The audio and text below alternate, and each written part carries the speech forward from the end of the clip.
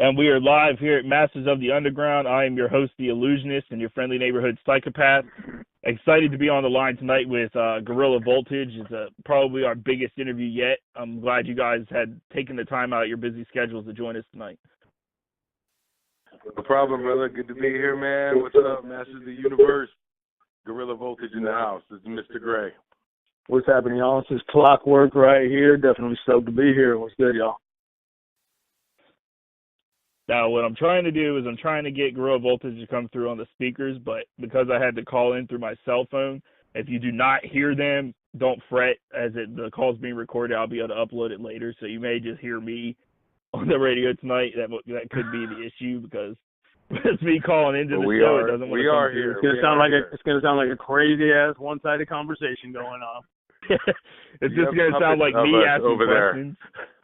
Yeah, it's going to sound like me asking questions and Gorilla Voltage not saying a damn thing. But, yeah, we ain't shining them. We will be answering on the other end. Yeah, well, like I said, through the Uber conference, the call is being recorded. So if you're not hearing anything but me talking, just listen in later or check out YouTube by tomorrow, and I'll upload the interview to the YouTube then. Just some technical difficulties had my computer not wanting to allow me to talk through the computer, as Gorilla Voltage could not hear me that way. But we will move on and trudge through it, man, and get this handled, man, for the family, brother. Yeah, let's move on. You, man. The live radio ain't working. I can see myself talking on the microphone. I can see the microphone bar going up, and I can see you guys. I can hear you guys talking, and no bar on the speakers. You ain't got no bars, dog? No, I have bars, but it's not picking up on the speakers because I had to call in through the phone. Yeah, for you sure. got to bring the bars. So this is pre-recorded. Bars, yeah. Let's just say fuck it and do this pre-recorded like a podcast, and then next time, hopefully we'll have everything better. It's all good, brother. All right, so do what you got to do. The first thing I want to know, I know you guys used to go by the Damn Dirty Apes. Now you're Gorilla Voltage. Your album is called Apex. Okay, so what is it with all the primates going on with your with your names, your albums and stuff? Do you guys have a thing for primates, or are you like Planet of the Apes fans or some shit like that? Well, a long time ago, we both fell in love with some female apes at the zoo. No, I'm going to let Clock answer this one. No, I mean, basically, we just some fucking dirty ape-like motherfuckers, essentially. So that's where the whole Damn Dirty Ape thing came from. And essentially, if you ever seen Gray, it's definitely a fucking gorilla, silverback in truest form. And where the whole Gorilla Voltage came in, you know, we definitely bring that fucking fired up electric energy, and it just matches that dynamic that we got, you know, that ape style with that fucking electricity. And that's pretty much where all that fucking Gorilla Voltage stemmed from with that name. Pretty plain and simple right there. It's a pretty catchy name. What made you decide to change from Damn Dirty Apes to Gorilla Voltage? Like, what made you decide to go with the name change? Well, there was a lot of issues going on. One thing that was, you know, the worst thing was it was hard to actually find us on the internet. You know, you're looking it up and there was multiple other bands with the same name. There ended up being copyright issues with the name. The Planet of the Apes reference, obviously, you pull up YouTube and there's going to be a million videos of Charlton Heston and Mark Wahlberg and anybody else who's been in one of the ape films. So, you know, at the end of the day, it boiled down to kind of a rebirth as we start this new era with MNE. And, you know, we like this name because it's very individual and it's not out there. You search Gorilla Voltage, it's the only thing that comes up is us and our ugly mugs. And we like that. So, you know, you search for us for the first time, you're going to find us, and then you're actually going to know what we're about instead of having to skim through multiple other things and wondering if it actually is us or not. Word. Nice. And this album, I already got to say, you guys know I tried to do that YouTube review of the whole album, and just the quality of it wasn't great. But I got to say, I'm a major fan of the whole album. And how'd you come up with the theme in general for the album? Well, we just write music when it comes to us. You know, we search the world for beats that we love, and those beats give us certain feelings, and that's what songs come from those beats. You know, when we put our minds to what we have to work with, that's what we come up with. We wrote 30 tracks for this album, and we had to knock it down to 15. But the theme of us is pretty much explained in the name, Guerrilla Voltage. We're always going to come as hard as we can. We're always going to bring that energy. And, you know, the music speaks for itself. We didn't do intros, preludes, all that stuff. I know people are saying that. All we wanted to do was keep kicking you in the teeth, song after song, just spitting fire and coming as hard as we can, man. Nice. And I noticed there's a couple tracks you have on there that are two of my personal favorites, in Stars Collide and Grime. I noticed that those two tracks have more of like almost a heavy metal vibe to them. And I'm like a major fan of that, how you can mix the styles over like that. Did you have a band do that metal style for you? Like, did you get involved with some kind of band to do that for you with the track? No, definitely not. I mean, it's Clock here. I mean, I've fucking fronted a band for years before I even got into hip hop with the beats and whatnot.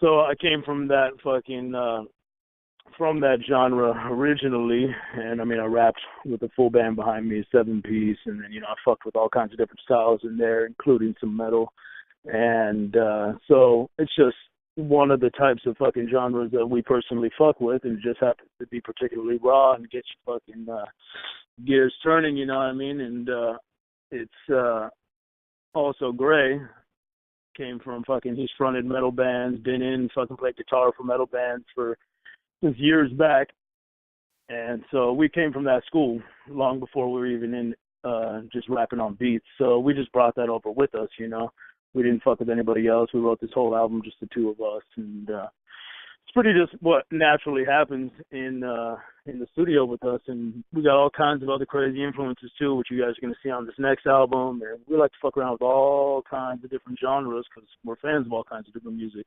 But that metal, mixed with the hip hop is definitely something that gets a certain kind of energy going, and something we like to bring to our live show.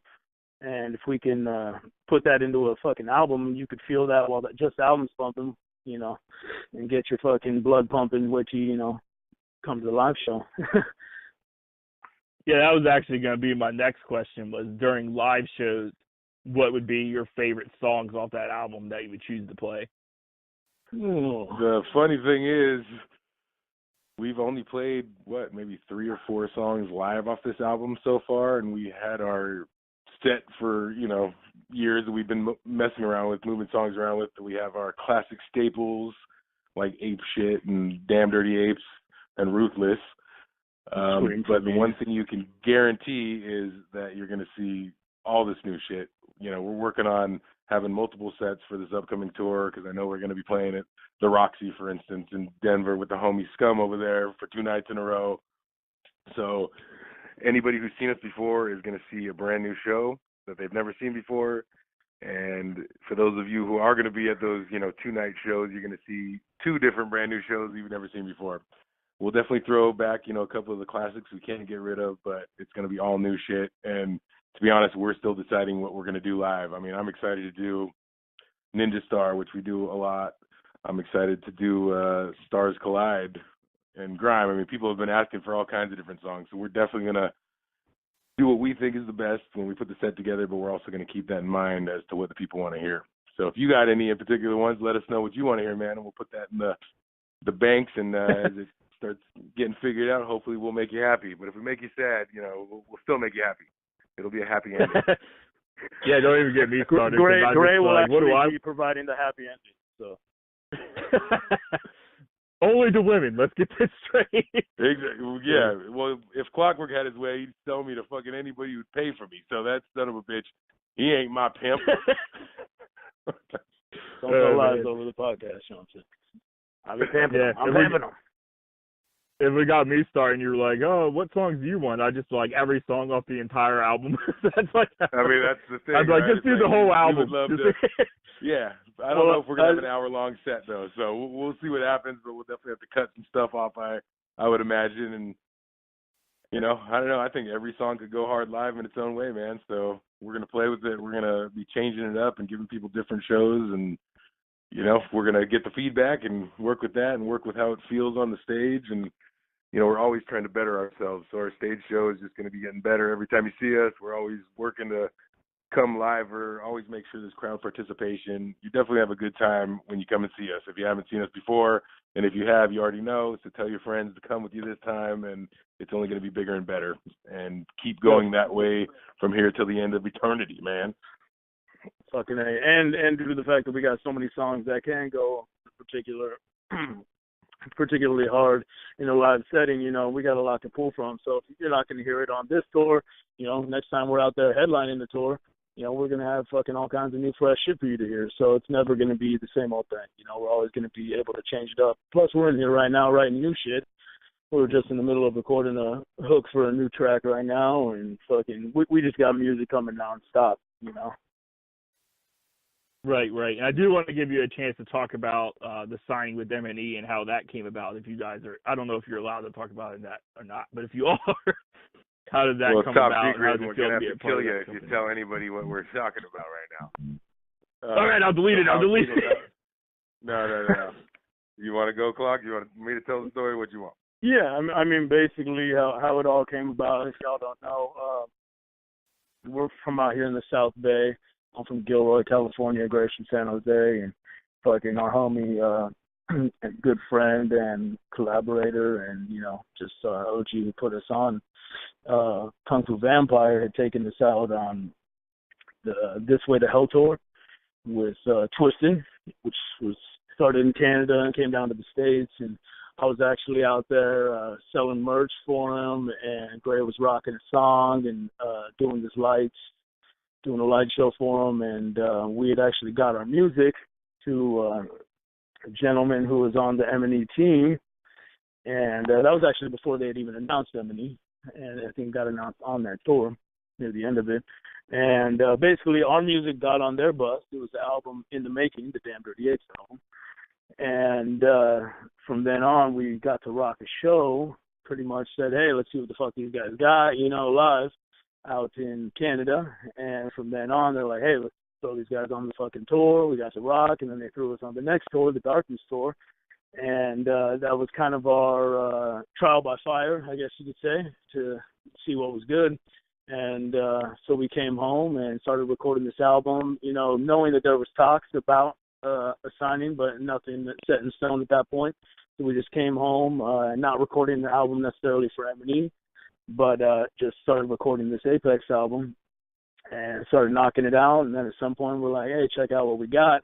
And they were very fucking pleased. They were blown away. And from that point forward, they said, they wanted to fuck with us and sent over the contracts. And we just knew that it was the right fit because we'd already been out with these guys. We know what their team's about. It's all good people out there. And, we don't want to be involved with anybody where it's not good people, And we knew right off the bat to where it was going to be a good fit because we saw how they conducted themselves on the road and how they conducted themselves in their business. So that was really big for us to get that chance before we took any leaps. So that was really cool. And, it's been great since. So that's how that all came about. Yeah, so in a way it was like a benefit that you had already been on tour with them and seen how they conducted their business before they even decided to go with trying to sign you guys, because you had already had that business relationship with them on the side before it came about, which is pretty cool. Yeah, for both sides, for them and for us.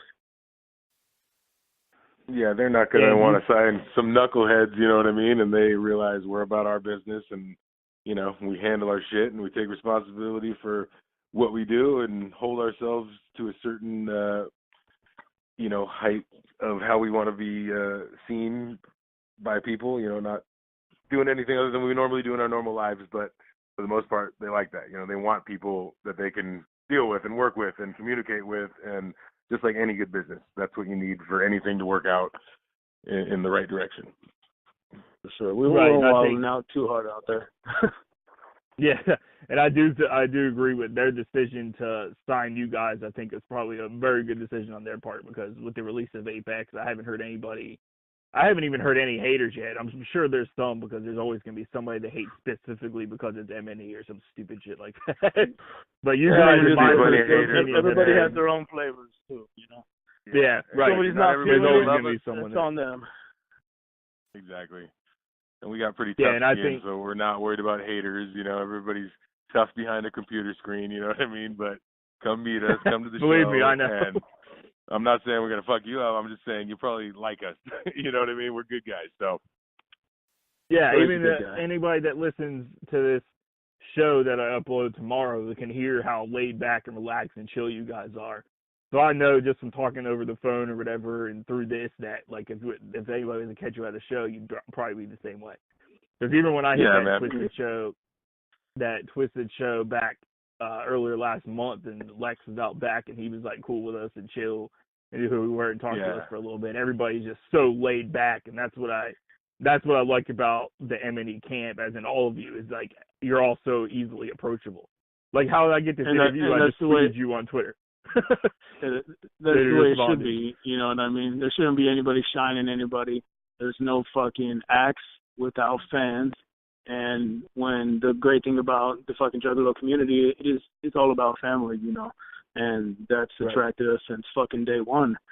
And like you said, I mean, with anybody, you should be how you are, whether it be in fucking, you know, your home, your business, you know, just be a steady human being. And when you can keep that,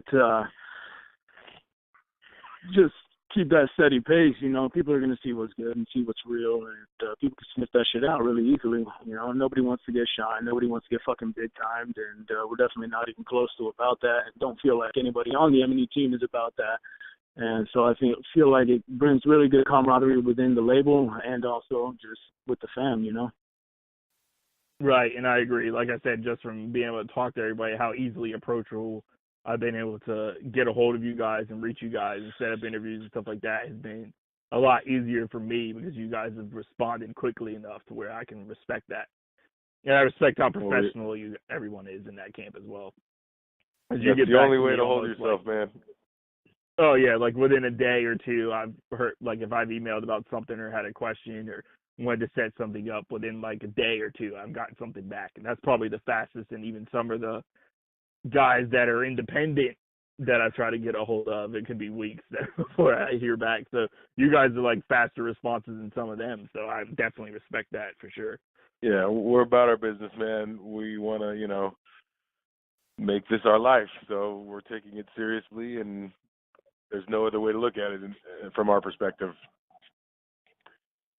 Now, I know you guys don't have a whole lot more time, because I know you got stuff to do. You got recording and all the awesome stuff that goes on the Grill Voltage lifestyle. So I'm going to leave time for maybe like 2 more questions before we go off for you guys. Yeah, no worries. Well, we're working on stuff for you guys too. We're working on the songs for the Year of the Ninja, or Year of the Sword, sorry, compilation album right now, man. We got 1 track already down, and we're finishing up the second one, and yeah, this shit's fucking fire, man. We're ready to write a new album. We're just always in the studio working, trying to get better, man. So expect us to keep getting better and grow with us, and we guarantee you're going to enjoy the ride. Definitely. Oh, yeah, if you thought Apex was anything, wait till you hear this next shit. It's going to be a whole nother level. Guaranteed. I can't wait to see where you guys go from here. Like I said, I'm already hooked with Apex. Like, I was hooked in from that to beginning, like, to start, like, the whole album from top to bottom. So I know whatever you guys keep putting out is just going to be amazing. And to go a little bit on your, when you said a little bit, when you accidentally said Year of the Ninja, here you go. Just combine the two and say Year of the Ninja Sword, and then you can put best of both worlds. Yeah. Fucking yeah, whatever. I'm like, hey, that kind of worked. Like, we take this shit serious, man. I mean, you know, we like to joke around and shit, but the music is the one thing we are serious as death with. You know what I mean? We are all about it. All right, I'm going to leave time for like maybe one. All right, so let's ask this for our final question. If you guys have any kind of crazy kind of stories from whenever you were on tour or something weird that you've seen, I'm going to leave time to say something weird. I'd like to throw an off-the-wall question in there. Get some kind of crazy story that keeps us different from all the rest. You want to tell about cock tits? Cock tits. You can tell cock tits, and I'll tell Vancouver. How about that? Okay, well, there's this, the Vancouver story. in Utah, there's this chick, and she's got like this huge cock tattooed between her tits, and you know she always wants to sign her tits. So every time we're in Utah, we sign some gargantuous breasts that have a huge penis tattooed in between them, which is crazy to see and interesting. And I definitely am not getting that tattoo, but more power to her. He's getting it. He's getting that fucking tattoo. And he forgot to mention, I mean, this motherfucker is detailed. It's a veiny, triumphant bastard. And it's actually shooting a nut right up towards her. You know, right up towards her fucking belly right there. So that's a true story. That's some raw shit right there. You know what I mean? I got a couple of fucking tattoos, nothing raw like that. But props to that fucking lady. She's a G. He does have a vagina in his armpit, though. Yeah, I got a vagina in each armpit. He always has his hand in his armpit. I don't know what's going on there, but anyways. Not true story. But another one, fucking, I'll tell you right now, we went through Canada, you know, and which was fucking awesome, you know, that we got that opportunity from our homie Kung Fu, and then got to rock out there a bit, and fucking, we made it all the way through. I have to say, Canada's fucking awesome. If you guys haven't been there, fucking love it out there. And we made it all the way, yeah, totally. Fucking made it all the way from a little east to Toronto, all the way over to Vancouver out here in the west. And, you know, people are just great out there. Fucking, the spots were great. We get to fucking Vancouver, and we got our fucking back alley spot where we're loading in, and we got fucking one guy in a fucking wheelchair. He's just getting, you know, shot up under an umbrella because it's raining. Guy's fucking in the wheelchair, you know, he's getting rigged up, fucking chick's juicing him in his fucking vein right there. Got some fucking bum fucking blowing another fucking bum in the fucking alley. Yeah, fucking. And I had the pleasure of coming around the corner from the bus and seeing that, and the guy looked right at me, eye to eye, and just smiled, the biggest smile I've ever seen, and I just kept my mouth a little bit and kept trudging forward. Nah, great wink at him. Let's get the truth out. But yeah, I mean, you know, but there's tons of fucking stories. Off the top of the head, those are just a couple that stick out. But, you know, on the road, there's a lot of fucking business. There's a lot of places to be. And, you know, you want to stay on your game. But it's definitely a lot of fun and a lot of shit that goes down, and a lot of cool memories, you know what I mean? Right. Yeah, it seems like you guys get out, like, whenever you're on the road, there's always everybody I've ever had on has always had a different story to tell. So it's always, I like to have something like that, some kind of road story, something that's out there that maybe people don't know that you guys have experienced yet. Definitely. Wild shit, man. Wild shit's out there. Those are only a couple. Yeah, that's just barely even the fucking tip of the iceberg. But we hope to make some other fucking crazy stories next time we talk to you. You know what I mean? We'll come back with some new shit. How about that? Yeah, that sounds good for me. Yeah, and hopefully whenever you guys get on tour, like I know Twisted was able to hit Reading, and then hopefully if you guys go on tour, you can hit Reading, PA as well, because then if you do, as long as I can get off work or I'm off and I'm not scheduled to work tonight, I will be there. Like, cool, man. That'd be good to chop up. You got to take off work, brother. Make it happen. Oh, yeah. Well, it depends. Like, if I've been there a certain amount of time, I'll have PTO, but, like, I was a temp for like 6 months, and then I'm just officially getting hired on full time with the company as of like this past Monday. So I have to wait like 90 days or something before I get the actual paid time off. But I got lucky to get the shift that I wanted for the April 14th show in Boondock System Murder Tour, and I'm off that weekend for that shift. Like, I specifically requested that shift just so I would be off. Well, we'll tell you when we're coming through the hood, and you better specifically request that off too. So. Oh yeah, I'd be like, I need on the fucking full-time gig. Oh yeah, thank you. Yeah, it'd be like if I'm on this shift and it's like it falls on the day when the other shift is off, I'll be like, I need to switch shifts for a couple days. And whatever you gotta do, don't call me. I'll be pissed. I'm his supervisor. I'll be there. Let him off. Yeah, no matter what, I'll find a way to be there whenever you guys come around, because I definitely want to be able to hook up with you guys in person. Hell, maybe even do a video interview or something like that where we're face to face. Would be kind of cool. Fucking sure, man. We'll definitely chop it up in person. Awesome. I thank you guys for coming on. I know you don't have a lot of time, so I'm going to give you guys time to do your shout-outs and all that stuff or whatever you want to say before we go off. Shout out to motherfucking MNE and Twisted for fucking giving us a shot and being able to rape your guys' eardrums. Shout out to the fucking Masters of the Universe fucking podcast. I am Skeletor, and I will rule you motherfuckers. E-Man Clockwork is here with me too. The Illusionist. Thanks for having us on, brother. Hey. Shout out to fucking every damn ape in the motherfucking world. Fuck. Yeah, hey. If y'all ain't heard, Apex dropped February 24th. It's out there. You can find that shit absolutely anywhere through digital marketplaces, Amazon, Google Play, iTunes, Twisted Shop. Hit it up, get that physical copy. If you ain't heard it yet, give it a chance. Don't take our word for it. Go find out for yourself. Bump it on fucking Spotify if you want, and cop that physical. You know what I mean? It's worth having, I'd say. And stay tuned. We got a hell of a lot more coming for y'all. All right. Thanks again for coming on Masters of the Underground tonight. I hope to talk to you all again soon. Maybe catch you in person at a show whenever you go on tour. And, thanks a lot for coming on, guys. I really appreciate it. I fucked up. I said Masters of the Universe, man. I'm sorry. He-Man. Yeah, Masters of the Underground. It's all good. My bad, dog. But I love y'all motherfuckers. All right. Taking from the underground to the whole fucking universe. Much love, brother. Appreciate it. Hey, I was almost tempted to just completely change the name and just start doing Masters of the Universe. That's what you call it. Well, Skeletor did just give you a fucking shout out, man. So I'm just saying. But it's all all right, good. brother. Well, we will. I kind of liked it. It was interesting. Yeah.